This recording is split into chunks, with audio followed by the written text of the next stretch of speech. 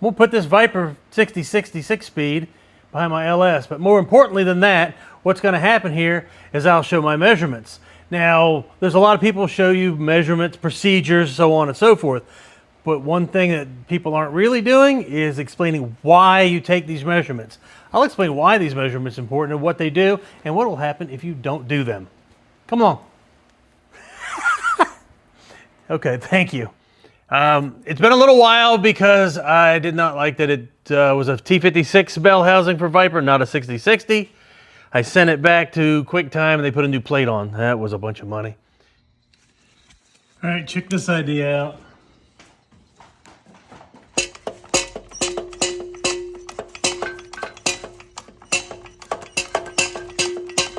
And if you want, you can put a power tool on it. Index and the bell housing solo, you don't have somebody up front to spin the flywheel around. So it may be a slow process, but I can stand back here and watch my dial indicator go around and do that. And it's real nice, slow control. So maybe you might want to see what I did. I thought about doing one of these for years. I never quite got around to doing one, so I finally did one.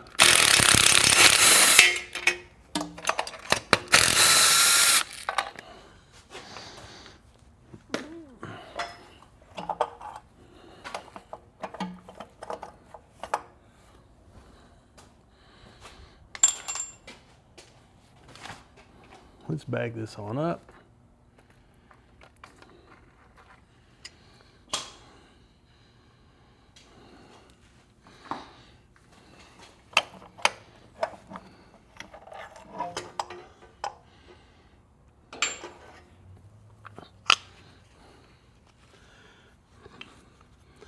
See, I've got a socket welded in there, and then the Bendix.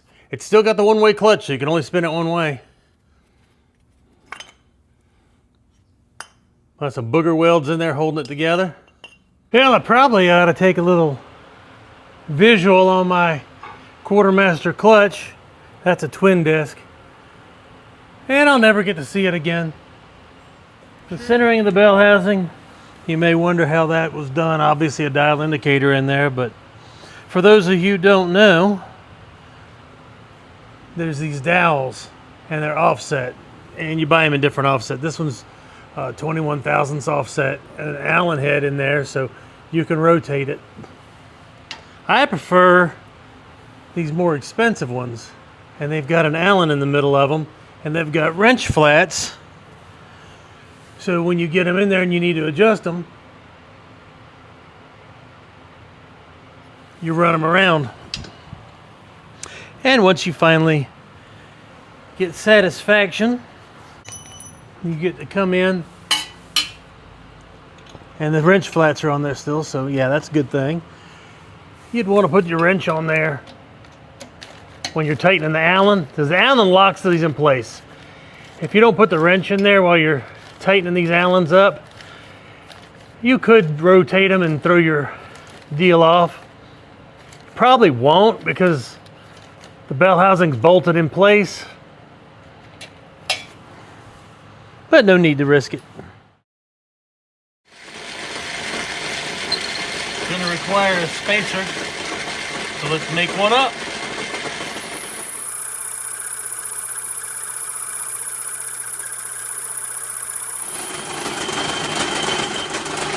So this is all part of the getting the clutch set up right for the clearances. I don't have enough clearance, so we'll get a little more like this. So it's a copy of that, just really long. All right, we're going to come back into the Viper deal. And although I didn't have to modify the transmission, we went through some changes here. That's a spacer for the sleeve cylinder. Well, after doing some measurements, I noticed that this was not going to be enough. So we come in here and I made an adapter on the lathe in the mill. I went and whipped up an adapter. Now maybe I could have used a Viper slave cylinder, but I don't know. Didn't have one, but I had some metal laying around. And I had the nice aftermarket slave cylinder laying around, so I'll Loctite these in when I do this permanently. Anybody who builds cars knows that you end up doing this 10 or 12 times. Oh yeah, maybe you take a look at the head-on of it.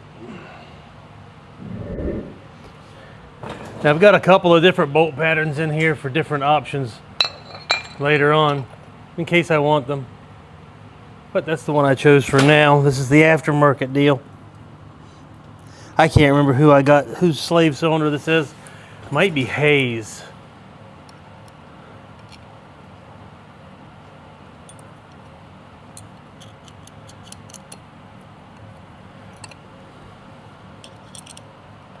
And it takes a whole lot of measuring. I'll show you some of the measurements in a little bit.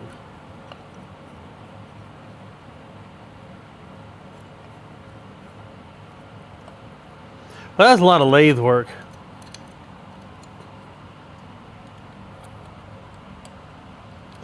And like I said, I'll Loctite all this stuff down later. So, what this says to everybody, what this says to everybody is the Viper transmission, although if I broke this, I could go and pick another one up without touching. I could just bolt it right in.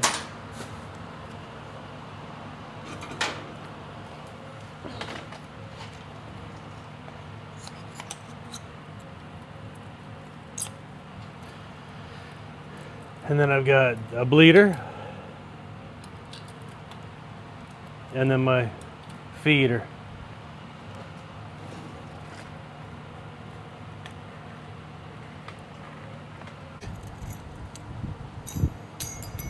You fine tune with these. And I'll show the measurement procedure on that here in a minute.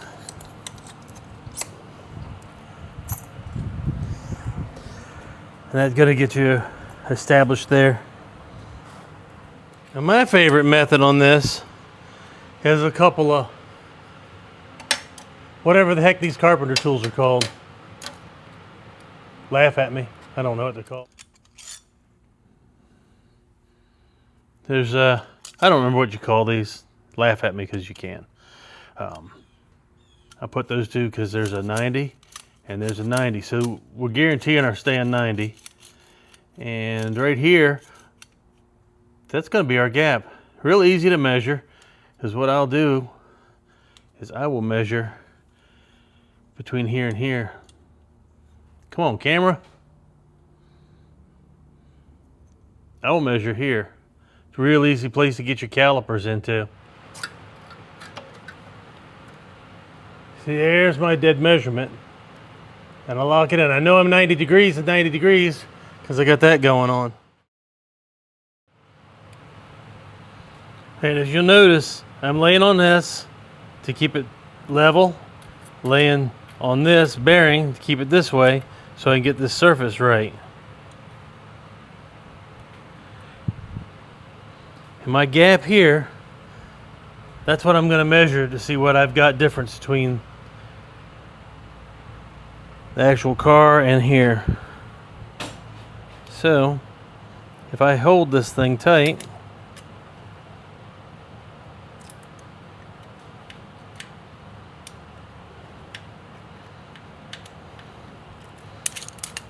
and I don't bust myself like that,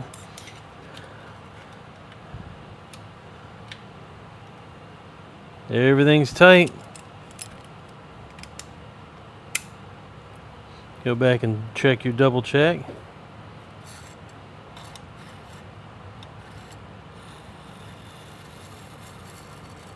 Yep, that's done it.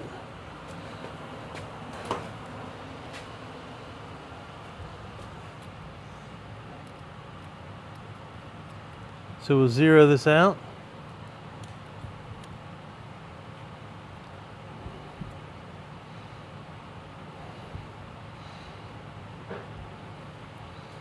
$19.70. It could use a little bit more clearance to get 200 thousandths, but 197 to 200. Yeah, I'm gonna call that close enough.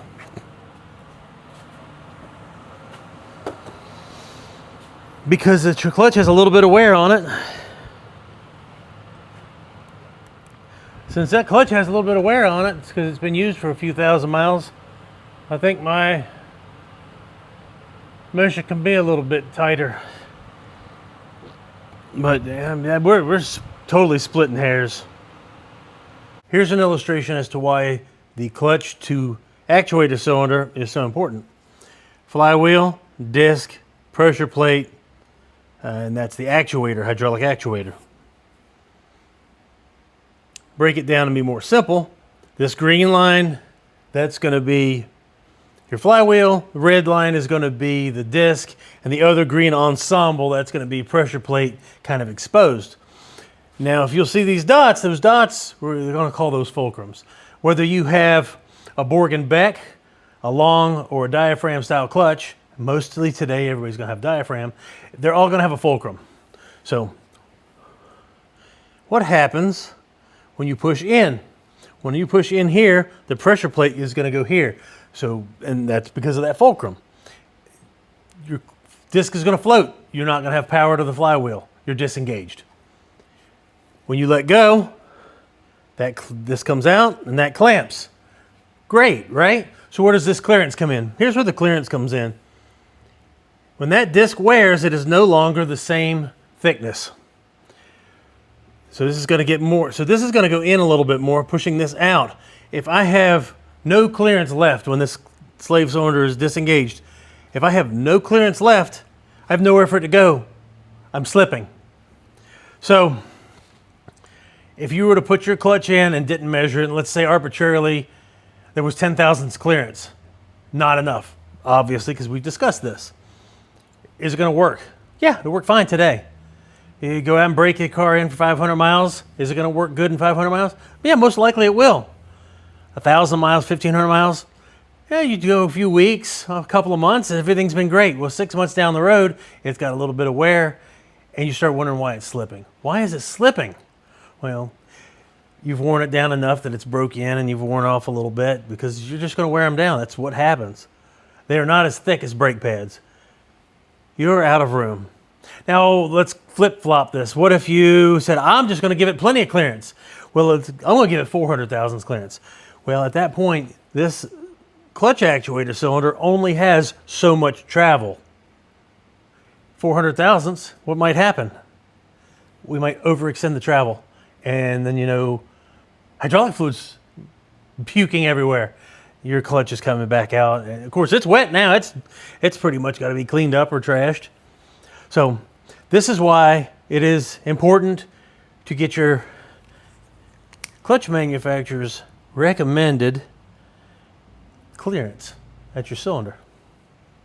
And that'll give you long life. Unless you drive poorly. We're totally splitting hairs on that. The 197 to 200, that's the tiniest bit of difference. I'll be happy with that.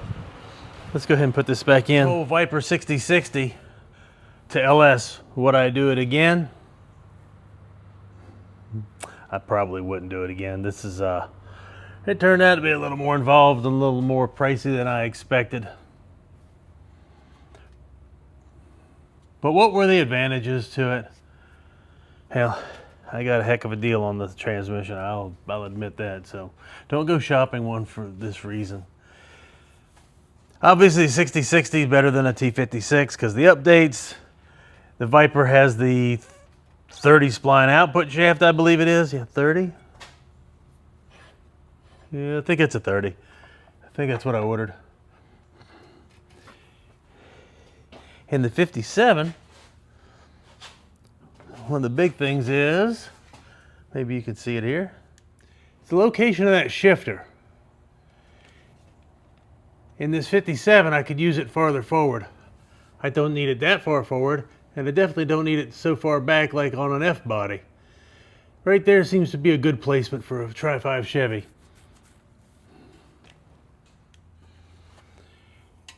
Ended up being a really good place for that Tri-5 Chevy to have the shifter at. Is the larger diameter on the input where it goes into the crank a benefit? I can't see that it would be. But it's there, so whatever. The spline on the clutch was the same. That turned out good.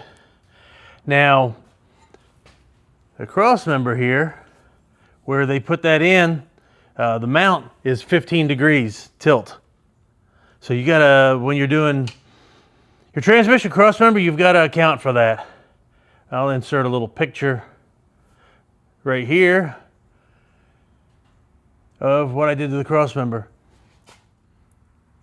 You can see I've got my 15 degrees of tilt right there. It'll be fine. Bell housing for this does not exist.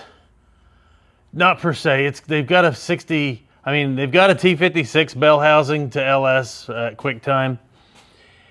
But it's missing a bolt hole over here, which would be fine. I sent it over to have them put the right plate on it.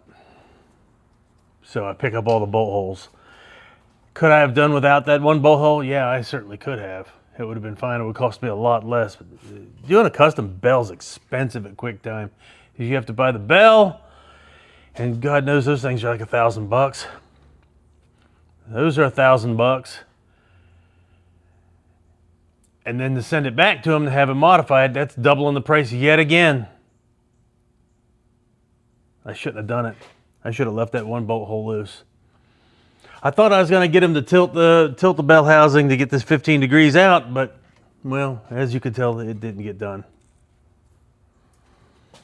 So I did it. I took the bull by the horn, so to speak, and I cut my cross member and put my 15 degrees of tilt. It's like that. So I went ahead and did bulkheads. This is my pressure and this is my bleed. So I get to run my lines off here, whatever, and do whatever I need. Anytime I need to take it apart to service it, do a clutch, I just unscrew these and everything's easy. Ultimately in the build, I could change those to like a bulkhead that's a 90 and come out like this and get a little closer. I don't think I'm going to be too close to the exhaust, but I might. All right, so what did my free Viper 6060 cost me? $6,170.43. And a bunch of little things that I didn't list in there. Oh, yeah, so QuickTime bell housing, $943.95. Send it to QuickTime to customize. Yeah, they get a lot to customize it. There's some shipping in there. I don't remember what it was, so this is going to be generic. And there's also a custom pilot bearing in there that I probably got $20 into it. I forgot about it. Quartermaster clutch. Not very many people are going to buy that.